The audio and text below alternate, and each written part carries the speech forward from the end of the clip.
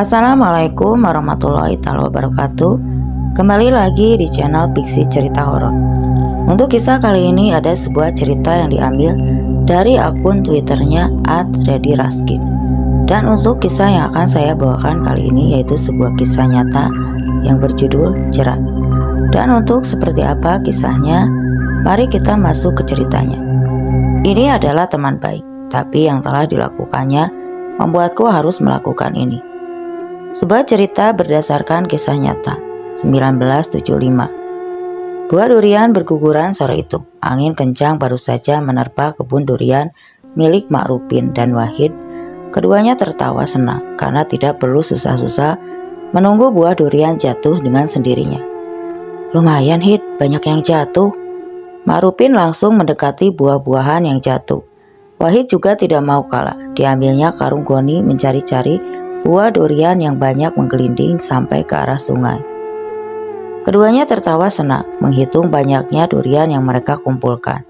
Menjelang maghrib, dua orang kawan lama itu baru beranjak.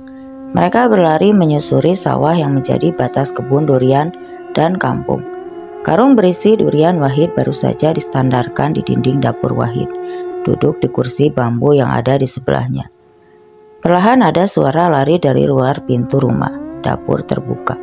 Ada wajah Salma sepupu Wahid yang berusia 12 tahun muncul. Mas Wahid, mas, ayo ke rumah ibu sakit. Napasnya terus naik turun sambil bicara. Wahid tidak menunggu, dia langsung berlari keluar dapur mengikuti Salma yang berlari lebih cepat darinya. Di rumah Salma sudah ada beberapa orang berkumpul. Di ruang tengah, sosok wanita tampak tidur di tengah-tengah mereka. Wahid langsung ikut ke dalam kerumunan. Dia melihat kuliknya atau bibinya Asia sedang tidur terletak. Matanya melotot menatap langit-langit. Bagian tubuh mulai dada sampai mata kaki tertutup kain jarik, mirip kain-kain yang digunakan untuk menutupi mayat. Perut Asia tampak mengembung besar seperti orang hamil tua. Wahid memang mendengar bulenya itu sakit sejak 2 bulan lalu. Wahid yang baru pulang dari ibu kota provinsi 4 hari lalu belum sempat melihat adik dari ibunya itu. Kok bisa seperti ini, Lek? Wahid bertanya kepada pamannya yang ada di antara kerumunan saudara-saudara pamannya itu. Pamannya menjawab lirih, setengah berbisik. Kena sihir. Wahid kaget. Dilihat bulenya yang terlentang masih ada gerakan, naik turun halus, napas di dadanya. Siapa, Lek? Siapa yang sudah mengirim? Wahid mendesak bapaknya sebelum pamannya menjawab. Pak De Basri. Paman tertua menarik tangan Wahid keluar rumah. Kalau kamu mau tahu orangnya, apa enggak kaget? Pak De sudah tanya sama orang yang ngerti. Pak De Basri menjawab. Siapa Pak De? Aku tidak terima kalau seperti ini, desak Wahid. Pak De Basri bercerita. Jika setelah 2 minggu bule Asia sakit, sempat melihat Mak Rupin telanjang bulat di depan rumah Asia. Dia sempat menegur Mak Rupin, tapi yang ditegur berpura-pura tidak kenal, malah berjalan pergi ke pepohonan asam yang rapat. Pak De sudah tanya sama orang pintar, katanya memang Mak Rupin yang mengirim. Baru selesai Pak De Basri bercerita, suara jeritan terdengar dari dalam rumah. Wahid bergegas masuk ke dalam. Sudah, cukup. Asia berteriak dengan posisi tertidur. Keluarga yang ada di dekatnya berusaha menenangkan, tapi Asia semakin menjadi. Tubuhnya kejang-kejang, lalu perlahan Wahid melihat kain jarik di bawah perut bulenya itu basah air, berwarna putih keruh, keluar perlahan dari daerah selangkangan Asia. Mengalir seperti ditumpahkan air cucian beras. Kata salah seorang keluarga, Bude Asia tiba-tiba kembali menjerit. Kali ini suaranya lebih kencang. Tidak lama tubuhnya mengejang lalu lemas. Pak De mendekati tubuh bule Asia. Dipegangnya leher dan pergelangan tangan adik ibunya itu. Innalillahi wa inna ilaihi raji'un. Pak De Basri menggeleng. Bule Asia meninggal malam itu. Wahid mengikuti semua proses pemakaman. Sebelum jenazah bibinya itu dikafani, Wahid sempat mengamati wajah bibir. Rautnya tampak lega dan sedikit tersenyum. Jauh berbeda dengan waktu selagi masih sakit. Dia ingat ucapan orang-orang tua jika mereka yang meninggal karena santet, wajahnya akan tampak lebih bersih setelah meninggal. Rasa emosi sempat menjala di kepala Wahid, apalagi sejak proses pemakaman sampai pengajian, dia tidak melihat Ma'rupin sama sekali. Padahal rumah Ma'rupin tidak terlalu jauh dari tempat ia tinggal. Dia juga kenal dengan bule Asia, tapi setelah 7 hari kematian bule Asia, Wahid mencoba mencari Ma'rupin. Didatangi rumah temannya itu, Wahid mengetuk pintu rumah Ma'rupin beberapa kali. "Mas Ma'rup sudah keluar kota selama 2 hari. Itu jawaban Betty, istri Ma'rupin di balik jendela. Wahid mengangguk dan langsung pergi. Dia tetap berusaha mencari keberadaan Ma'rupin. Setelah 2 hari berkeliling mencari, akhirnya Wahid menemukan Ma'rup duduk bersama tukang ojek di pangkalan. Wahid mengatur mimik wajahnya supaya tidak terlihat emosi di depan Ma'rupin. Hid, dari mana?" Ma'rupin langsung menyapa Wahid. Wahid tersenyum tipis. Iya Rup, aku ada perlu sama sampean. Kita bisa bicara sebentar." Ma'rupin menyeruput kopi yang ada di depannya, lalu meludah 2 kali ke arah kiri, lalu berdiri mengikuti Wahid. Tidak jauh dari pangkalan ojek ada warung bakso yang sedang tutup. Wahid mengajak Ma'rupin duduk di sana. "Aku langsung saja Rup, kamu ini teman dekatku sudah lama, sudah kuanggap keluarga. Tapi kamu ketega nyelakani." Wahid langsung mencerca Ma'rupin. "Maksudmu apa? Nyelakani apa?" "Maksudmu apa, Hid?" Ma'rupin berdiri dari duduknya. "Bule Asia kena santet. Awakmu kan yang sing nyelakani bule Asia." Kali ini Wahid mulai emosi. Dia ceritakan ucapan orang pintar yang dipanggil Pak Basri untuk melihat penyebab sakitnya bule Asia. Termasuk ceritanya memergoki Ma'rupin telanjang di malam hari. Ma'rupin tidak kalah marah. Dia berulang kali membantah jika menjadi dalang kematian bule Asia. "Kamu percaya aku atau Pak Demu? Brengsek memang Pak Sriku." Ma'rupin langsung pergi tanpa pamit. Dia berjalan cepat meninggalkan Wahid yang masih tampak marah. Di warung bakso dari jauh, Wahid hanya bisa melihat punggung Ma'rup yang semakin menjauh. Malam hari setelah pertemuan dengan Ma'rupin, perasaan Wahid mulai tidak enak. Dia merasa menyesal menceritakan tuduhan Pak Basri kepada temannya itu. Tapi batin Wahid juga bingung harus mempercayai siapa. Selepas Isya, Wahid pergi ke rumah Pak Basri. Saat itu belum ada listrik masuk ke perkampungan Wahid. Wahid membawa obor atau oncor, sambil berjalan kaki ke rumah Pak D-nya itu sekitar 50 meter. Sebelum sampai ke rumah Pak D-nya, Wahid melihat ada bola cahaya berwarna merah yang terbang pelan. Cahayanya berwarna merah menyala, bukan jingga seperti api biasanya. Bola itu lalu menukik dan jatuh di dekat tempat tinggal Pak Basri.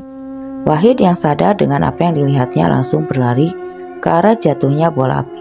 Blak! Wahid sambil terus berlari dilompatinya pagar kayu yang ada di belakang rumah Pak Basri.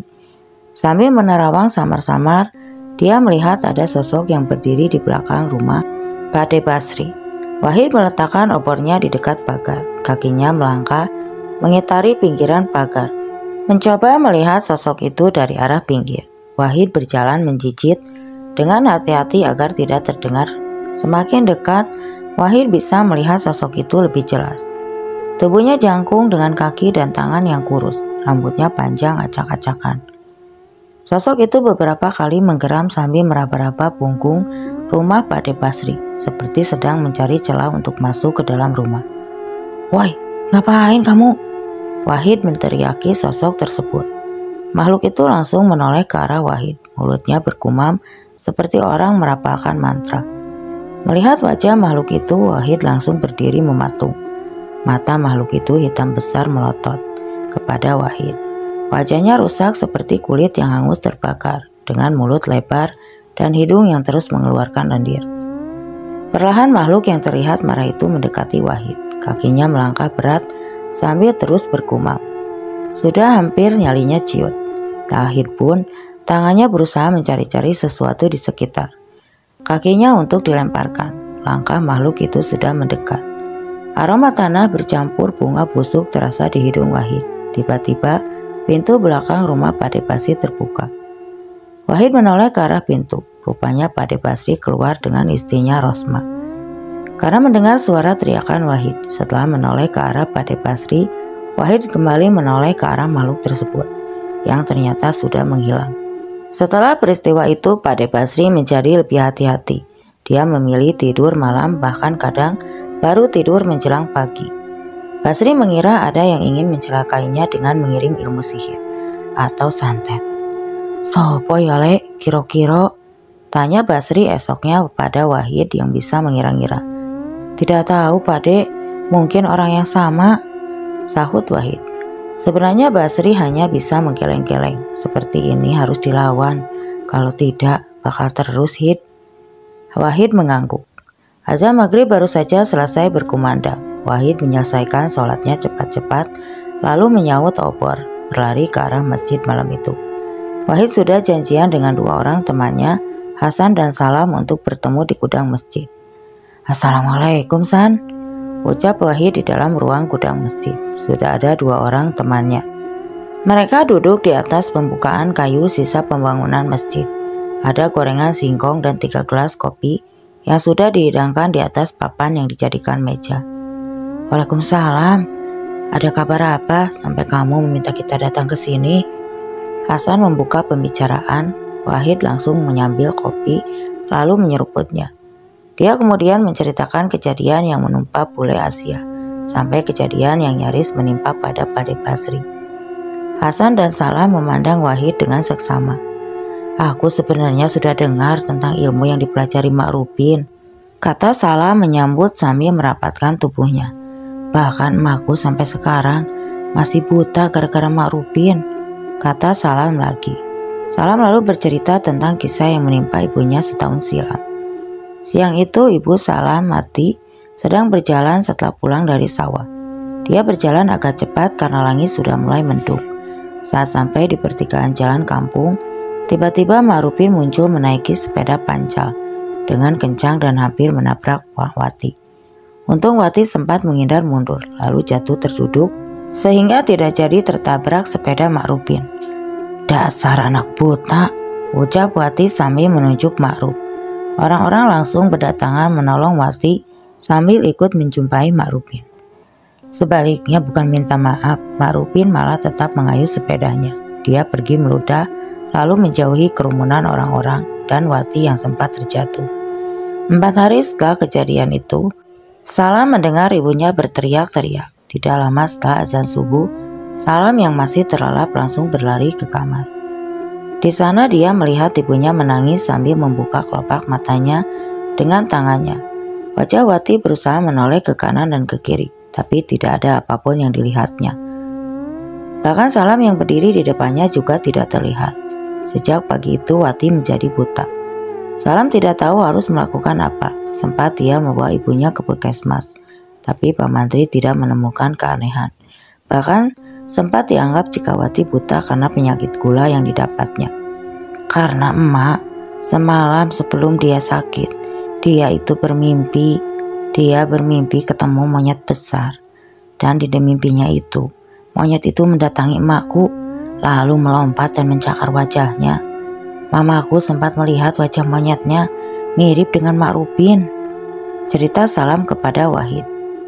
Dan rasa setelah kejadian itu, Salam sempat berusaha meminta maaf kepada Mak Rup. Katanya hanya mengirim sihir atau teluh yang bisa mengobati. Tapi Mak Rupin tidak mau. Dia menyangkal jika sudah melakukan kiriman sihir kepada Wati. Sempat tak mau ancam dia Hit, tapi dia sepertinya tahu setiap aku tak temui sekarang mesti tidak ada di rumah, cerita Salam lagi. Wahid menggaruk kepalanya berulang kali. Dia bingung harus melakukan apa untuk menyelesaikan masalahnya dengan Mak Rup. Malam itu tidak ada kesempatan yang didapat selain cerita dari Salam dan cerita Hasan tentang beberapa cerita warga kampung yang kabarnya juga menjadi korban Mak Rup. 3 hari setelah pertemuan di masjid itu, istri Pade Basri, Rosma, mendadak sakit. Awalnya hanya dikira demam biasa, tapi lambat laun semakin parah. Mantri di puskesmas laki-laki tidak menemukan keanehan, hanya menebak-nebak jika Rosma kelelahan, karena selalu bekerja keras di sawah. Setiap hari Rosma tidak mau makan, dia hanya tidur di atas dipan rumahnya. Beberapa kali dipaksa makan selalu dimuntahkan. Wahid yang sejak kecil dekat dengan keluarga akhirnya sering datang untuk merawat Rosma. Malam ke-9 setelah Rosma mulai sakit, Wahid menginap di rumah Pade Basri. Ada Seger anak pertama Basri dan Rosita anak keduanya yang ikut menjaga malam itu. Ketika semua tertidur, Rosita terbangun. Ada yang menyentuh pundaknya berkali-kali. Rosita membuka matanya dan melihat Rosma duduk di pinggir dipan sambil menyenggol-nyenggolkan kakinya yang kurus ke pundak Rosita. "Mak lapar, belikan tempe ya, tolong." Rosita mengusap wajahnya, mencoba menghilangkan kantuk. "Mak lapar, belikan tempe ya," kata Rosma lagi. Rosita langsung melek, digoyangkan pundak kakaknya yang tertidur di sebelahnya. Mas, ibu minta makan." Seger yang diguncang-guncang Rosita tidak kunjung bangun. Mas.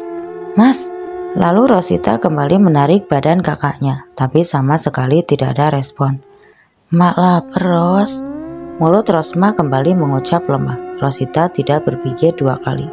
Dia langsung berdiri, langsung mengambil opor di dapur. Dicarinya bahan makanan di besek dekat rak piring. Ternyata tidak ada tempe di sana. Rosita mengacak-acak tempat lainnya dan semuanya kosong. Jam saat itu sudah menunjukkan pukul 11 malam. Mau tidak mau, akhirnya Rosita keluar rumah. Rosita beranjak mengambil uang di bawah bantal. Ada salah satu tetangga yang membuat tempe. Rosita akan pergi ke tempat tetangganya itu. Biasanya mereka mulai produksi pada malam hari, karena harus berjualan ke pasar sejak dini hari. Ketika baru berjalan keluar rumah, tidak sengaja Rosita melihat ada orang yang tengah merokok di pos ronda. Rosita lalu mendekati orang tersebut, bermaksud meminta diantar ke tempat penjual tempe. Saat langkahnya sudah dekat, dia pun melihat ternyata yang duduk di pos ronda adalah Ma'ruf. Dia bertelanjang dada sambil menggunakan sarung. Ketika tahu Rosita datang, Ma'rufin seperti terkejut. Dia langsung berdiri dan berjalan cepat meninggalkan Rosita. Singkat cerita, Rosita kembali membawa tempe yang dibelinya dari tetangganya. Saat sampai rumah, Rosita melihat ruang tengah tiba-tiba ramai. Wahid dan Seger semuanya bangun. Mereka berdiri sambil terus berdiri melihat ke arah di mana Rosita melihat. Basri sedang berdiri menggendong Rosma sambil menimang-nimang seperti bayi. Rosma terlihat senang sambil tertawa-tawa. Pade Basri tidak kalah senang. Wajahnya terlihat sumringah melihat istrinya sehat malam itu. Setelah puas digendong Basri, Rosma meminta digorengkan tempe. Rosita ikut senang melihat ibunya. Akhirnya memakan, disuapilah ibunya berulang kali sampai semua tempe yang digorengnya habis. Rosma terus mengoceh semalaman. Dia tampak senang sekali. Dipeluknya semua orang yang ada di rumah itu. "Aku mau sembuh, Mas. Jangan bingung lagi," kata Rosma kepada Basri sebelum akhirnya terlelap. Malam itu suasana seisi rumah terasa tenang. Setelah menunggu beberapa hari, akhirnya Rosma sembuh. Esok harinya Rosita bangun lebih cepat. Dia ingin memasakkan ibunya lagi seperti tadi malam. Baru beranjak dari tempat tidurnya, Rosita melihat ibunya tertidur dalam kondisi miring. Rosita langsung menuju dapur, menyalakan kompor kayu. Dicarinya sisa tempe mentah yang disimpannya dengan cekatan. Kayu bakar diaturnya agar wajan di atasnya cepat panas. Baru saja 3 iris tempe dicemplungkan ke wajan, Rosita mendengar suara keras. Basri yang melengking dilemparkan tempe yang masih di tangannya, lalu berlari ke ruang tengah tempat Rosma tertidur. Wahid tampak berdiri menepuk pundak Seger yang saat itu terlihat memeluk tubuh Rosma yang kurus dengan mulut menganga. Tempe goreng yang disebabkan Rosita semalam adalah makanan terakhir Rosma. Pagi itu Rosma meninggal dunia. Rosita langsung tidak sadarkan diri, tidak lama setelah mendengar tangisan kakaknya. Hari ke-7 kematian Rosma, Wahid dan keluarga Pade Basri berkumpul. Rosita yang sempat tertekan karena kematian ibunya sudah mulai tenang. Di tengah obrolan, Rosita menceritakan peristiwa yang dilihatnya sebelum kematian ibunya, tentang sosok Ma'rufin yang duduk di malam hari di pos ronda yang tidak jauh dari rumahnya. Basri yang awalnya tenang langsung kaget mendengar cerita Rosita. "Walah, anak itu lagi, dibunuh saja sudah," ucap Basri sambil berdiri. Wahid yang duduk sebelahnya mencoba menenangkan Basri. Sebentar Pak Dek, jangan gegabah, nanti salah-salah malah ada korban lagi. Muka Basri sudah merah menahan emosi. Tangannya berulang kali mengacak rambut karena menahan kesal. Gini saja Pak Dek, kita coba tanya orang pintar sekali lagi. Kalau memang Mak Rubin pelakunya, biar saya yang jalan sendiri, kata Wahid menenangkan Basri. Malam itu juga Basri pergi ke rumah Pak Lancar, salah satu orang pintar di desa sebelah. Wahid meminjam motor milik kepala desa, mengantarkan Basri ke tempat orang yang dianggap tahu banyak hal tentang dunia gaib. Jalanan desa yang belum diaspal saat itu tidak menyurutkan niat Basri dan Wahid mencari jawaban peristiwa buruk yang menimpa keluarga mereka. Selama perjalanan motor yang dikendarai Wahid tempat 2 kali mogok, padahal selama ini motor itu jarang sekali rusak. Wahid sempat menuntun motor itu ketika melewati tanjakan yang cukup panjang. Kok mogok terus ya Hid? Tidak biasanya seperti ini, kata Basri sambil mendorong motor. Tidak tahu Pak Dek, sudah diperiksa mesinnya juga tidak ada masalah, sahut Wahid. Motor akhirnya bisa menyala tepat saat setelah lepas dari tanjakan. Keduanya langsung melanjutkan perjalanan menuju ujung desa tempat Pak Lancar tinggal. Wahid menghentikan motornya tepat di depan pohon gayam. Tidak ada jalan yang bisa dilalui kendaraan menuju rumah Pak Lancar. Setelah mengikat roda motor dengan rantai, Wahid dan Basri melewati tanah kebun kering. Selama berjalan, suara burung celempuk terdengar mengikuti langkah kedua orang itu. Rumah Pak Lancar ada di tengah-tengah kebun, rumah dengan dinding gabungan papan kayu dan anyaman bambu. Lampu minyak terlihat masih menyala di dalam rumah, tanda Pak Lancar belum tidur. Assalamualaikum. Pria kurus berusia 50 tahun itu menggunakan peci hitam membuka pintu. Tangannya melambai pelan, menyuruh Wahid dan Basri masuk. Tidak banyak basa-basi, dia langsung menceritakan semua peristiwa yang menimpa Rosma, termasuk anaknya yang sempat melihat Mak Rubin duduk malam-malam di pos ronda di dekat rumah. Pak Lancar mendengar sambil membakar tembakau di linting di tangannya. Setelah Basri bercerita, Pak Lancar berdiri lalu pergi ke belakang. Wahid dan Basri saling lirik. 15 menit kemudian, Pak Lancar datang membawa 2 gelas air putih. Wahid melirik yang dibawa Pak Lancar. Ada 3 helai kelopak daun Kamboja di dalam gelas bening itu. Kalian minum, nanti kalian bisa tahu siapa yang mengirim santet, kata Pak Lancar sambil menyodorkan gelas. Basri dan Wahid langsung meminum habis 2 gelas air berisi bunga Kamboja itu. Tidak ada rasa yang aneh, hanya air biasa dengan aroma bunga. Mereka bertiga lalu berbincang ringan. Sampai tiba-tiba Wahid dan Basri merasakan kantuk yang luar biasa. Tanpa bisa ditahan, mata keduanya terasa berat. Basri dan Wahid pun tertidur di kursi tamu Pak Lancar. Melihat tamu-tamunya terlelap, Pak Lancar tersenyum, lalu kembali menyedot rokok linting di tangannya. Wahid mendengar suara salah anjing yang cukup kencang. Dia membuka matanya dan melihat dirinya sudah ada di rumah Basri. Di dalam rumah, dia melihat Rosma memeluk kedua kakinya. Rosma terlihat ketakutan karena suara anjing yang terus menggema di sekeliling rumah. Wahid mencoba mencari sumber suara gonggongan anjing di kelilingnya rumah Pade Basri, tapi tidak ada anjing di sana. Suara lolongan itu terdengar semakin keras, seperti memenuhi semua halaman rumah. Wahid masuk lagi ke dalam rumah. Di atas dipan yang biasanya ditiduri Rosma pun sudah ada seekor anjing besar berbulu hitam lembut berdiri di sana. Wahid berjalan pelan sambil meronggok pipa besi dari bawah kursi tamu. Dia mendekati dipan. Anjing itu terlihat diam saja begitu Wahid mendekat. Wahid terlalu mengayunkan pipa itu, keras mungkin, ke arah kepala anjing. Pukulan yang diayunkan Wahid membuat anjing itu bergerak. Dia lalu melompat menerjang Wahid. Anjing itu lalu berlari ke rumah Wahid, berusaha mengejar. Dia berdiri dan berlari sekuatnya. Anjing itu tidak berlari jauh. Dia berhenti tepat di dekat pos ronda. Wahid yang kelelahan ikut berhenti melihat anjing hitam itu. Dia perlahan, anjing itu berdiri, lalu berubah tubuhnya menjadi seorang laki-laki. Cahaya lampu minyak di pos ronda memang tidak terlalu terang, tapi Wahid bisa melihat wajah lelaki itu. Ia menoleh ke arahnya lalu tersenyum tipis sebelum berlari dari kegelapan. "Mak Rupin!" teriak Wahid sambil terduduk. Ternyata Wahid masih ada di kursi tamu rumah Pak Lanjar dengan tubuh basah dengan berkeringat. Wahid melihat Pak Lanjar dan Pada Basri yang duduk sambil melihatnya. "Sudah terlihat, Nak?" Pak Lanjar menanyai Wahid. "Sampun Pak, Mak Rupin," Jawab Wahid mengatur napas. Entah apa yang dimimpikan Pada Basri. Yang jelas Basri juga memberikan nama yang sama kepada Pak Lanjar.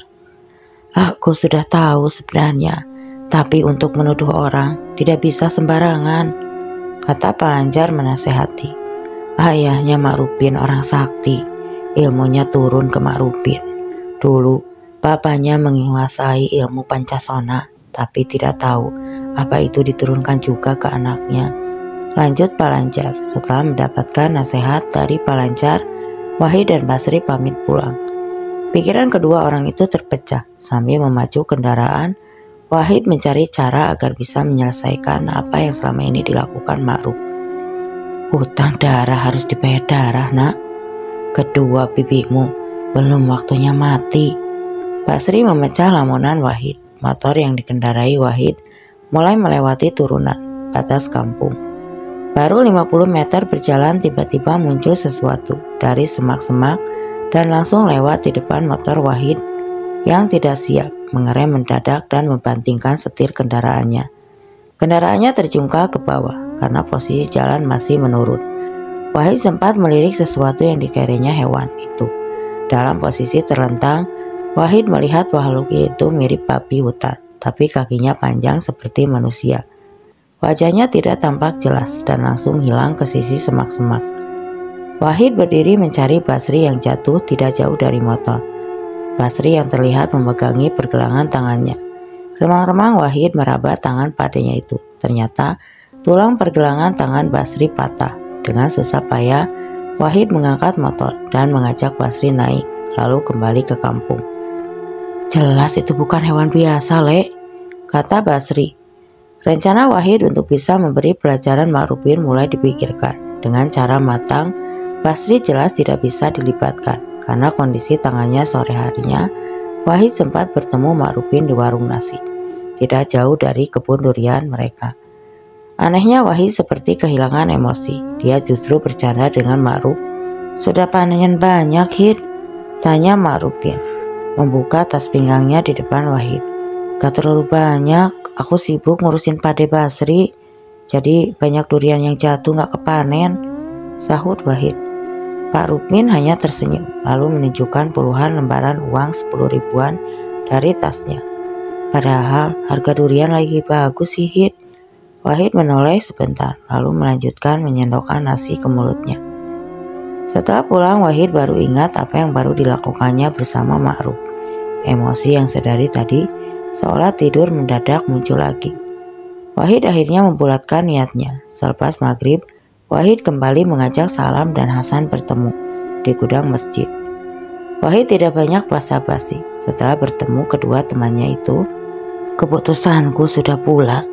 Aku akan membunuh Mak Rupin. Sudah tidak bisa dibiarkan lagi." Mendengar ucapan Wahid, Salam menarik napas panjang. Dia mengisyaratkan setuju dengan Wahid. Sebaliknya Hasan malah terlihat gelisah begitu mendengar rencana Wahid. Berkali-kali dia menggigit bibir. "Kamu gak berani ikut, San?" cecar Wahid. Hasan menggeleng. Dia menarik napas berulang-ulang lalu berdiri menutup pintu dan jendela gudang. Hasan mendekati Wahid. Dipegangnya pundak Wahid saat itu. Wahid bukan orang sembarangan. Dia benar-benar sakti. Hasan mulai bercerita ternyata bukan hanya Wahid dan Salam yang mempunyai masalah dengan Mak Rupin. Hasan, tepatnya adik Hasan, Marwiyah, yang masih perawan lah, yang sempat berurusan dengan Mak Rupin. Kejadiannya bermula saat perayaan 17 Agustus di balai desa, sekitar 2 tahun lalu. Pihak desa menggelar lomba menari. Duet Mak Rupin ikut dalam lomba itu, bersama beberapa pemuda dan pemudi lainnya. Mereka berkumpul di samping balai desa. Peserta yang belum mendapatkan pasangan mencari pasangan di sana. Jelang pukul 7 malam semua orang sudah mendapatkan pasangan. Tinggal Ma'rupin dan Ajis yang belum mendapatkan pasangan penari perempuan. Marwiyah waktu itu kebetulan datang terlambat. Dia pun harus memilih antara Ajis dan Ma'rupin. Marwiyah yang selama ini mendengar tentang Ma'rupin, akhirnya dia memilih Ajis daripada Ma'rupin untuk tampil menari di balai desa. Pilihan itu rupanya menjadi petaka bagi Marwiyah. Malam setelah menari di balai desa, Marwiyah meminta diantar teman-temannya untuk buang air ke sungai. Saat itu tidak banyak orang-orang punya WC di rumahnya. Marwiyah di antara teman-temannya yang ikut lomba menari ke salah satu sungai kecil yang tidak jauh dari rumahnya. Saat itu bulan purnama bersinar terang. Teman-temannya menunggu di pinggiran sungai sambil bercengkrama. Sedangkan Marwiyah sendiri, dia di tengah sungai yang agak dangkal. Usai menyelesaikan hajatnya, Marwiyah beranjak keluar dari sungai. Baru berjalan selangkah dia terkejut melihat seseorang yang ternyata berjongkok di belakangnya. Marwiyah memanggil sosok itu. Cahaya bulan kebetulan tertutup bayangan pohon kapuk tepat berada di tempat orang itu berjongkok. Karena tidak menjawab, Marwiyah memanggil sosok itu. Ternyata berjongkok dengan rambut panjang terurai menutupi sebagian wajahnya. Yang Marwiyah ingat hanya Yati yang memiliki rambut sepanjang itu. Penasaran, Marwiyah akhirnya mendekati orang itu.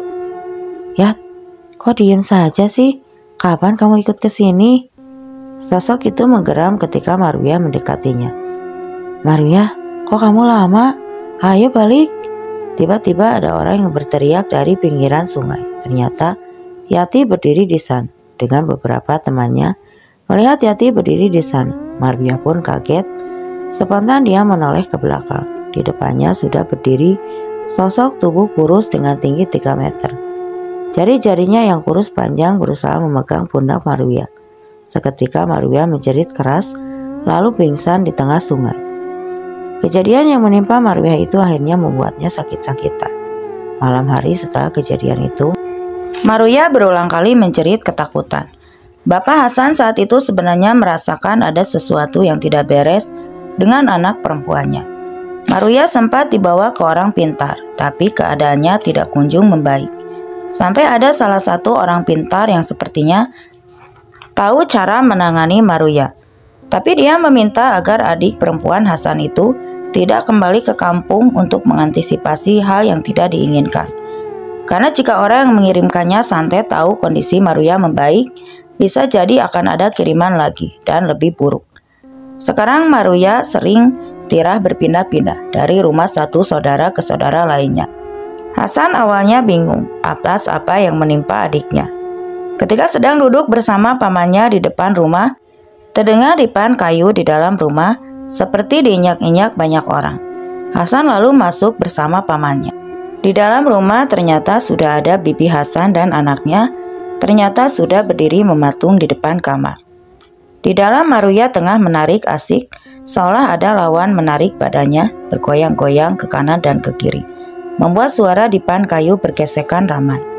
Hasan berusaha menarik Marwiyah, dibantu pamannya. Tapi Marwiyah malah menangis histeris. "Aku ingin menari dengan Mas Ma'ruf, jangan dipisah." Hasan yang bisa meneteskan air matanya melihat adiknya yang terus menangis seperti orang terkena gangguan jiwa. Setelah adiknya tenang dan bisa tertidur, malam itu juga Hasan mencari Ma'ruf. Diasahnya parang yang linggis yang sudah disiapkan dari rumah.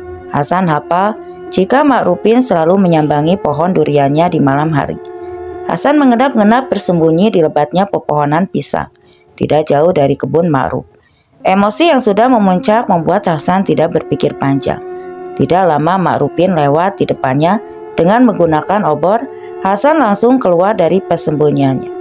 Didorongnya tubuh Ma'rupin sampai masuk ke solokan kering. Begitu tubuh Ma'rupin jatuh, linggis di tangan kanan Hasan langsung ditancapkan ke bawah mengenai kepala Ma'ruf. Tidak hanya sekali, tapi berulang kali. "Tolong, tolong, ya Allah."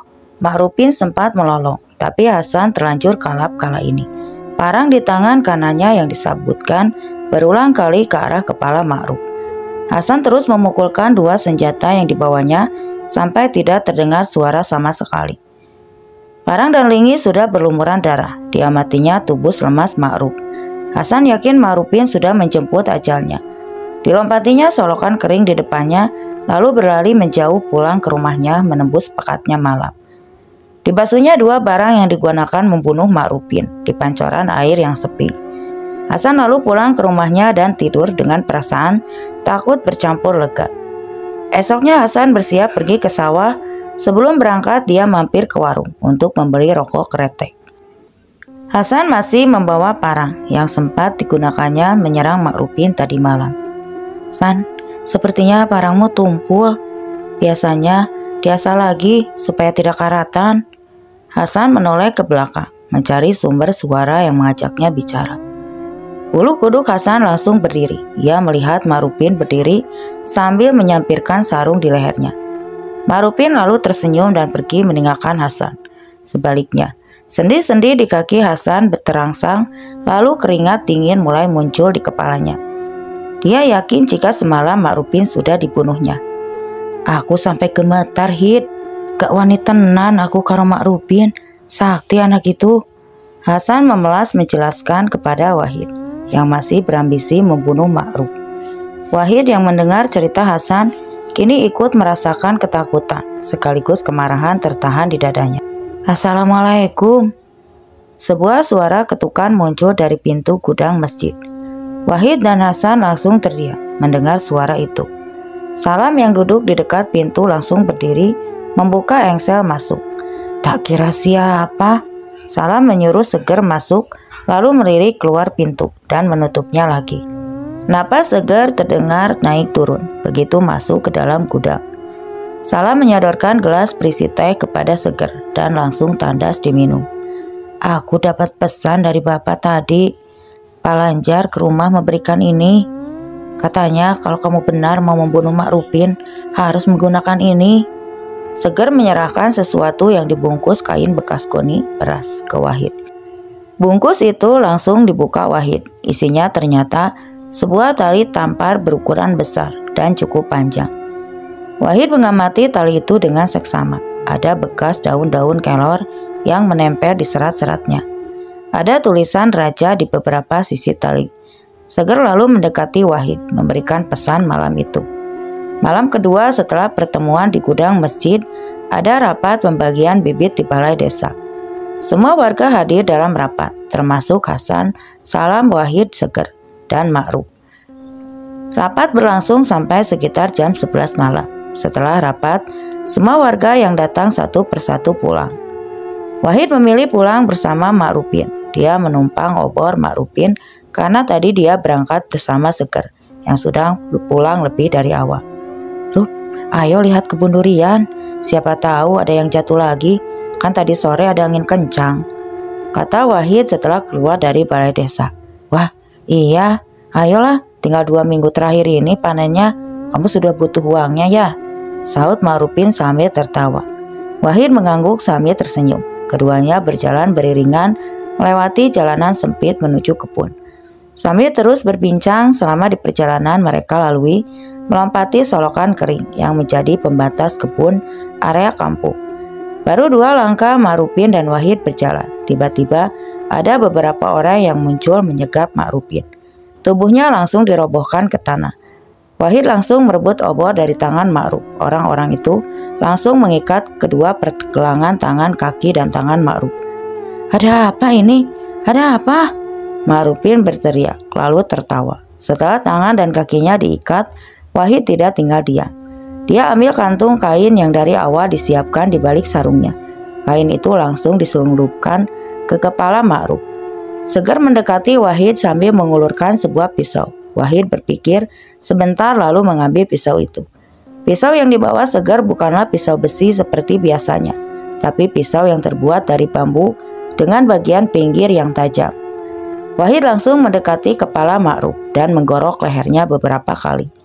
Sayatan leher Ma'rupin terluka, tapi begitu ditarik, luka itu menutup lagi. Ma'rupin tertawa kencang, membuat suasana malam di tengah kebun itu terasa mencengkam. Wahid berulang kali mencoba, hasilnya tetap sama. "Ternyata kalian masih dendam semua." Suara Ma'rupin kembali terdengar. di balik kain di kepalanya. Nyali Hasan dan Salam kembali menciut. "Angkat badannya, jangan kena tanah," Seger berteriak pelan. Wahid dan Salam lalu menarik tali tampar yang mengikat tangan dan kaki Ma'ruf masing-masing ke pundak mereka. Kini posisi tubuh Ma'rufin terangkat dari tanah. Di balik kain Ma'rufin masih tertawa-tawa kencang. Wahid kembali menggorokkan pisaunya. Kali ini pisau itu bisa mengeres leher Ma'ruf. Suara tawa Ma'rufin masih terdengar sayup-sayup disertai suara gorok pelan. Wahid menuntaskan urusannya dengan cepat. Pisau bambu itu akhirnya memutus kepala Ma'rufin. Begitu putus, Salam dan Hasan langsung berlari sambil menggotong tubuh Ma'rufin yang sudah tidak berkepala. Mereka berlari menyusuri 2 sungai. Mereka menuju ke sebuah liang lahat yang sudah mereka siapkan di kebun milik Salam. Sejak sehari sebelumnya sambil terus berlari. Tidak kurang-kurang godaan mengganggu langkah keduanya. Langkah mereka yang seharusnya hanya terdengar 4 kaki terdengar ramai. Hasan menoleh ke belakang. Ada 2 makhluk jangkung yang ikut berlari dengan posisi terbalik seperti kepiting. Mereka berlari tepat di belakang Hasan. "Hasan, belakangmu!" Hasan bergidik ngeri. "Sudah, jadi dilihat terus berlari jauh." "Salam, liang lahatnya yang disiapkan." Salam sudah nampak menganggap di ujung kebun. Salam kembali menguatkan ikatan di kaki dan tangan tubuh Ma'ruf. Liang lahat yang disiapkan sudah ditutupi papan kayu. Salam langsung melempar tubuh Ma'rufin lalu menutupnya dengan papan kayu. Di sisi lain kebun, Wahid yang berhasil memutus kepala Ma'rufin langsung membungkus kepala itu dengan kain. Dia lalu berlari ke arah berlawanan dengan arah tubuh Ma'rufin yang dibawa Salam dan Hasan Seger, lalu memanjat sebuah pohon sukun yang cukup tinggi. Sesampainya di atas, Seger mengulurkan tali tambar kepada Wahid yang ada di bawah pohon. Kepala Ma'rufin yang sudah dibungkus kain diikat dengan tali, kemudian dikerek Seger ke atas pohon. Seger mencari posisi di ujung pohon yang tidak mungkin dijamah orang. Suara tawa Ma'rufin sempat menggema sebelum akhirnya hilang seperti angin kencang yang menggoyahkan pohon sukun. Setelah memastikan kepala itu ditali dengan benar, Seger lalu turun menemui Wahid di bawah pohon. Sambil membakar rokok, mereka menunggu Hasan dan Salam. Tidak lama kedua orang yang ditunggu datang. Mereka langsung mencopot baju mereka yang sempat berlumuran darah, lalu membakar pakaian mereka dan mengubur sisanya. Keempat orang itu saling menoleh, kemudian ke rumah masing-masing. 4 hari setelah kejadian itu, Wahid sempat diinterogasi petugas kepolisian karena keluarga Ma'rufin melapor jika sempat melihat Wahid pulang bersama Ma'rufin sebelum hilang. Tapi semua orang kampung yang ketika itu ikut rapat di balai desa yang ikut menjadi saksi semuanya kompak mengatakan jika Ma'rufin pulang sendiri setelah dari balai desa. Petugas pun menghentikan pencarian Ma'ruf. Setelah 7 hari, Seger dan Wahid diam-diam mengambil kepala Ma'rufin yang masih tergantung di atas pohon sukun. Tanpa membuka ikatan, mereka membawa kepala itu, lalu menguburnya tidak jauh dari kebun durian Ma'ruf. Wahid cukup lama merenung. Setelah peristiwa itu, dia kerap mendatangi rumah tokoh-tokoh seperti kiai dan ustadz sambil menceritakan apa yang sudah dilakukan kepada Ma'ruf. Hampir semuanya mengatakan jika Wahid tetap berdosa besar karena menghilangkan nyawa manusia, apapun alasannya. Sampai suatu hari Wahid mendatangi salah satu kediaman ulama karismatik yang tinggal di salah satu pulau. Wahid diterima dengan baik saat berkunjung ke sana. Ulama tersebut mendengarkan semua detail cerita Wahid. Selepasnya ulama tersebut meminta agar Wahid bertobat dari semua dosa-dosanya dan berharap Allah mengampuni semua dosanya. Setelah pertemuan itu, Wahid kembali ke kehidupan semula. Serangan santet kepada warga kampung juga mulai hilang, meski ternyata ada 1 orang yang menjadi murid Ma'ruf. Oke teman-teman, sekian untuk cerita kali ini. Dan terima kasih sudah mendengarkan kisah ini. Semoga saja cerita ini dapat menghibur kalian semua. Dan sekali lagi, terima kasih.